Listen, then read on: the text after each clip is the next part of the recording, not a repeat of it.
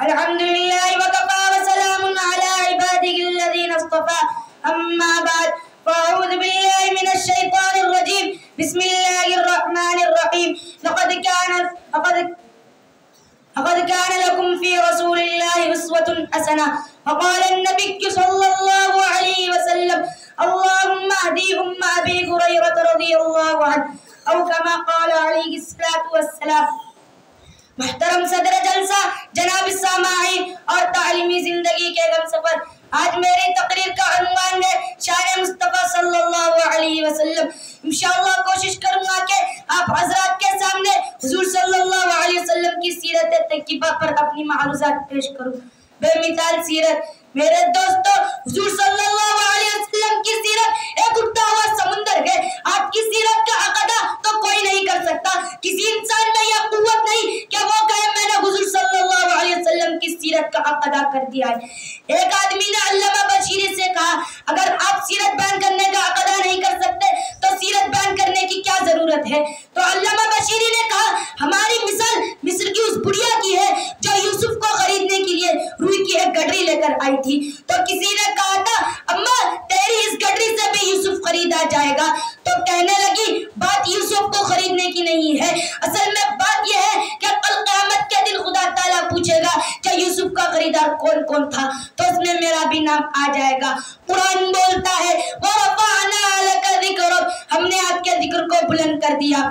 میرے بھائی، میرے دوستو، نبی چلتا ہے قرآن بولتا ہے، نبی بیٹھتا ہے قرآن بولتا ہے، نبی اٹھتا ہے قرآن بولتا ہے، نبی پہاڑ پر ہے قرآن بولتا ہے، نبی بولتا ہے قرآن بولتا ہے، نبی غار میں ہے قرآن بولتا ہے، نبی گلی میں ہے قرآن بولتا ہے، نبی مکے میں ہے قرآن بولتا ہے. محمد کی ایک ایک ادا قرآن بولتا ہے. نبی مسکراتا ہے قرآن بولتا ہے، نبی روتا ہے قرآن بولتا ہے، نبی صحابہ کو اپنے سینے سے لگاتا ہے قرآن بولتا ہے، نبی مسجد میں ہے قرآن بولتا ہے. اے پیغمبر میں نے تیری ایک ایک ادا قرآن میں اتار دیا ہے، اسی لیے کہ تو اتنا بلند ہے کہ تیری وجہ سے میں نے مکے کی گلیوں کو بلند کیا، تیری وجہ سے میں نے مدینہ شہر کو بلند کیا، تیری وجہ سے میں نے صحابہ کو اتنا بلند کیا کہ کوئی جوان قیامت تک کے لیے کوئی جوان، کوئی ولی، کوئی قطب، کوئی ابدال آپ کے قدموں کا مقابلہ نہیں کر سکتا، کوئی اس کے گرد کو بھی نہیں پہنچ سکتا. اسی لیے جو تیرا ساتھی بنا وہ بھی کائنات میں بلند ہوگا. ہمارا نبی نبیوں کا نبی. اللہ تعالیٰ نے اور بھی انبیاء دنیا میں بھیجے. کوئی نبی قوم کے لیے، کوئی بستی کے لیے، کوئی شہر کے لیے، کوئی علاقے کے لیے، کوئی ایک ملک کے لیے. لیکن ہمارے پیغمبر صلی اللہ علیہ وسلم کو دیکھو.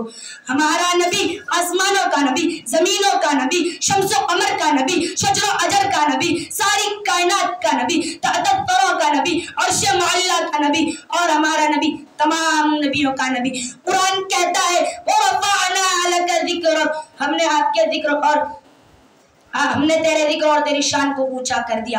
شان مصطفیٰ. موسیٰ نے لاٹھی ماری، پانی کے 12 چشمے نکل آئے.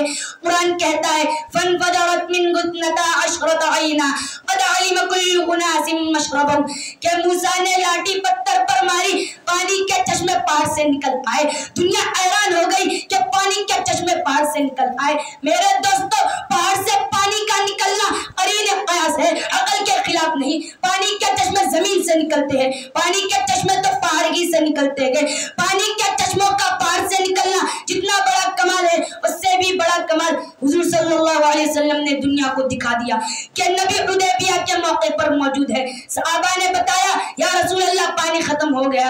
حضور صلی اللہ علیہ وسلم نے فرمایا پانی کا ایک پیالہ لاؤ. پیالے میں تھوڑا سا پانی تھا. آقا نے نبوت والا ہاتھ اس میں ڈالا تو ان کی انگلیوں سے پانی کے چشمے نکل آئے. تو قرآن نے کہا وَرَفَعْنَا لَكَ ذِكْرَكَ، ہم نے تیرے ذکر اور تیری شان کو اونچا کر دیا. دعا کی قبولیت. حضور صلی اللہ علیہ وسلم کے پاس حضرت ابو ہریرہ رضی اللہ عنہ آئے اور فرمایا یا رسول اللہ میری ماں کے لیے دعا فرمائے. حضور صلی اللہ علیہ وسلم نے نبوت والا ہاتھ اٹھایا اور فرمایا اللہم اہدی ابی ہریرہ، اے اللہ ابو ہریرہ کی ماں کو ہدایت عطا فرما. یہ کہتے ہی ابو ہریرہ اٹھے اور جب گھر کی طرف بھاگے جا رہے تھے کسی نے بازو پکڑ لیا اور پوچھا اے ابو ہریرہ کہاں جا رہے ہو؟ فرمایا گھر جا کر دیکھنا چاہتا ہوں کہ پہلے میں گھر پہنچتا ہوں یا محمد کی دعا پہلے پہنچتی ہے. گھر پہنچا تو دیکھا دروازے فارغ ہو کر فرمانے لگی ہے اے ابو ہریرہ جلدی کر مجھے رسول اللہ کے دروازے پر لے جا کر کلمہ پڑھا دے. تو اس بات پر قرآن کہتا ہے وَرَفَعْنَا لَكَ ذِكْرَكَ، یہ نبی کی شان ہے. ایک مرتبہ ابو جہل حضور صلی اللہ علیہ وسلم کے سامنے مٹھی بن کر فرمانے لگا، مٹھی بن کر کہنے لگا اے ابو جہل بتا میری مٹھی میں کیا ہے. حضور صلی اللہ علیہ وسلم نے فرمایا اے ابو جہل میں بتاؤں تیری مٹھی میں کیا ہے یا تیری مٹھی میں جو چیز ہے وہ بتائے میں کیا ہوں. یہاں تک کہ مٹھی میں جو کنکریاں تھی ان کنکریوں سے آواز آنے لگی اشہد ان لا الہ الا اللہ واشہد ان محمد رسول اللہ. یہ نبی کی شان ہے. اللہ جل جلالہ امن والوں سے ہم سبھی لوگ یہ دعا فرمائیں کہ وہ مسلمانان عالم کو شان مصطفیٰ اور سیرت شہنشاہ دو عالم سرور کائنات فخر موجودات محمد عربی صلی اللہ علیہ وسلم کو دل و جان سے سمجھنے حسب عمل پیرا ہونے کی توفیق عطا کر دونوں جہاں میں ہم کامیابی سے کنار کریں. آمین ثم آمین وما علینا الا البلاغ. محمد اویس عالم